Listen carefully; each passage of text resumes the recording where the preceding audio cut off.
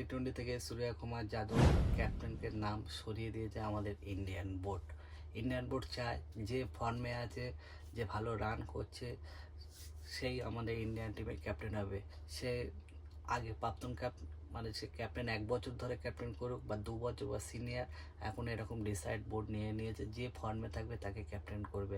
Last 1 বছর ধরে সূর্যকুমার যাদব ফর্মে নেই। টি-20 ওয়ার্ল্ড কাপ নিয়েছে ক্যাপ্টেনটি থাকায়, বাট একটাও ম্যাচে রান নেই। একটা মাত্র ম্যাচে রান করেছিল, সেটা তো 10-15টা ম্যাচ খেললে একটা ম্যাচ যে কোনো প্লেয়ার রান করবে।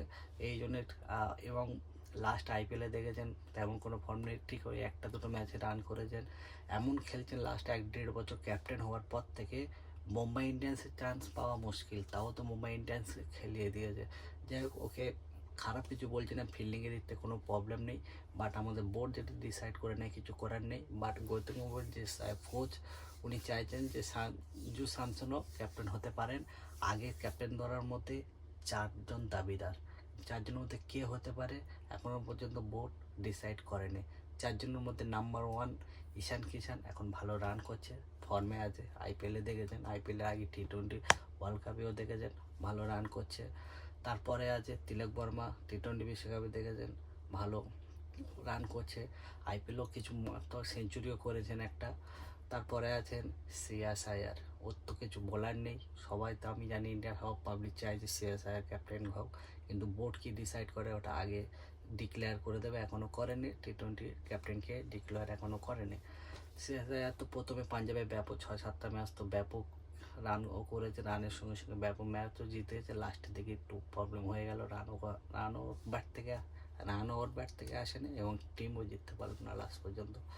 তারপরে আমাদের আছে সঞ্জু স্যামসন, রাজস্থান রয়্যালস থেকে এক্সচেঞ্জের মাধ্যমে চেন্নাই সুপার কিংস নিয়েছে, 3টে সেঞ্চুরি করেছে, ফর্মে আছে। লাস্ট 4-5টা ম্যাচে কোনো রান পায়নি, লাস্ট 4-5টা ম্যাচ চেন্নাই সুপার কিংস কোনো রান পায়নি। তো দেখা যাক বোর্ড কাকে নিউ ক্যাপ্টেন করে ইন্ডিয়া টি-20-তে। তো এছাড়া ওডিআই তো ক্যাপ্টেন আগে থেকে ডিসাইড আছে শুভম গিল, এবং টেস্ট ক্যাপ্টেন শুভম গিল এখন পর্যন্ত হয়ে আছে, 2টো টেস্ট অলরেডি ক্যাপ্টেন চলে গিয়েছে। অলরেডি আমাদের 6 তারিখ থেকে আয়ারল্যান্ডের একটা মাত্র টেস্ট হবে, তারপর 3টে ওডিআই হবে, নতুন নতুন ছেলে। তাহলে 6 তারিখ থেকে তো আমাদের টেস্টে চালু, দেখা যাক আগে কী হবে। বা টি-20-তে সূর্যকুমার যাদব কি ফিরবে রানে?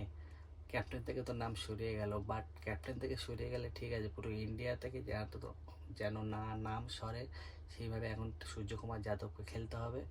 তা আপনি বলুন এই 4 নামের মধ্যে কে? তারপরে হবে ইংল্যান্ড, ওটা জুলাই থেকে জুন মাসে এই কটা ম্যাচ আছে। তার মধ্যে আমাদের এর মধ্যে সুখবর হলো ওডিআইতে চান্স পেয়ে গিয়েছে রিয়াবন্সি, যেহেতু এখানে 2-3টে প্লেয়ার চান্স পেয়েছে, যেহেতু বিরাট কোহলি রেস্টের কারণে চান্স পেয়েছে, এটা হতে পারে। আরও অনেক প্লেয়ার আইপিএল খেলেছে লং, ওই জন্য চান্স পেয়েছে। এছাড়া আছে মোহাম্মদ সিরাজও আইপিএলের জন্য রেস্ট নিচ্ছে, ওই জন্য আইপিএল খেলার পরে রেস্টে নিয়েছে, ওই জন্য আয়ারল্যান্ডের সঙ্গে একটা নতুন ছেলেও চান্স পেয়েছে। আপনি চান ক্যাপ্টেনের মধ্যে নাম্বার 1 নাম হলো ঈশান কিষান, 2 নম্বর তিলক বর্মা, 3 নম্বর শ্রেয়াস আয়ার, 4 নম্বর সঞ্জু স্যামসন। এই 4টে প্লেয়ার আগে আছে ক্যাপ্টেনের মধ্যে, ডিসাইড এখন বোর্ড করেন, কে করবেন জানি না। আপনারা কি মনে করেন কমেন্টে অবশ্যই দেবেন। এছাড়া 5 নম্বর অপশান যেটা আছে হার্দিক পান্ডিয়া, আমার মনে হয় হার্দিক পান্ডিয়া কোনো ক্যাপ্টেন করবে না, ইন্ডিয়া থেকে একদম ক্যাপ্টেন করবে না, ও বি রাজি হবে না এখন যা সিচুয়েশান। ওই জন্য এই 4জনের মধ্যে কে ক্যাপ্টেন হবেন, তাহলে আপনারা অবশ্যই কমেন্টে বলুন।